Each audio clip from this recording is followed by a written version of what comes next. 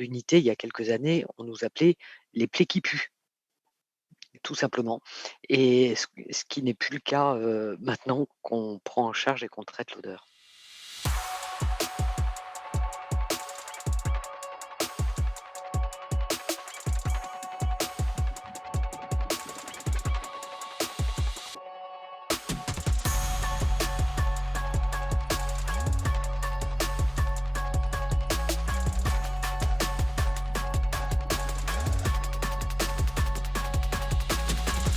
Je pense que je me suis intéressé à ce type de plaie du fait de ce que je traite, hein, nous, l'unité s'occupe de plaies en oncologie, notamment les plaies tumorales, celles qui sont directement liées à la maladie, cancéreuse et qui sont un des types de plaies qui sont le plus mauvais. Plein d'autres plaies peuvent être, malodorantes, c'est généralement lié à la présence de bactéries, ce qui ne veut pas dire forcément que la plaie est infectée, quelquefois elle l'est, quelquefois elle ne l'est pas. C'est vraiment lié à la présence de bactéries et notamment de bactéries anaérobies. Ce qui se passe dans le processus, c'est pas la bactérie qui sent mauvais, c'est ce que la bactérie émet.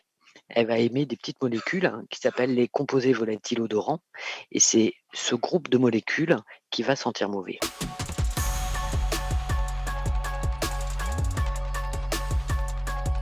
Il y a différents systèmes, soit on ne traite pas la cause, mais on va adsorber, hein. Alors, je parle pas de absorption, je parle de adsorption.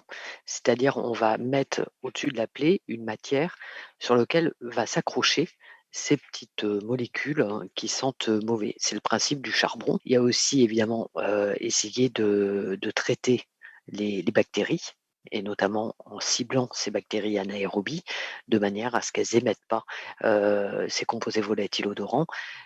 Le seul défaut, c'est qu'on reste dans un traitement antibiotique, donc avec un risque évidemment de pression de sélection, d'effets secondaires. Si l'odeur est liée à un abcès ou autre chose, ça va être évidemment, d'évacuer cet abcès et s'il y a une nécrose qui est très fourvoyeuse de bactéries anaérobies, c'est si c'est possible, retirer cette nécrose, ce qui va retirer l'odeur. Ces molécules, il y a notamment pas mal de sulfure, de diméthyl, disulfide et trisulfide et aussi du phénol et ces odeurs sont les mêmes odeurs que celles qu'on va retrouver, dans l'émanation de cadavres en décomposition ou de selles, vraiment les selles un peu fétides, un peu diarrhéiques. Donc qu'est-ce que c'est qu'une odeur? C'est pas seulement sentir, c'est, le message sensoriel que ça va envoyer à votre cerveau et donc très instinctivement, quand on sent l'odeur de ces plaies malodorantes, notre cerveau, lui, décrypte mort, sel, enfin des choses pas agréables et donc il y a un effet de révulsion. Mais tout ça est complètement automatique, qu'on soit infirmier ou pas.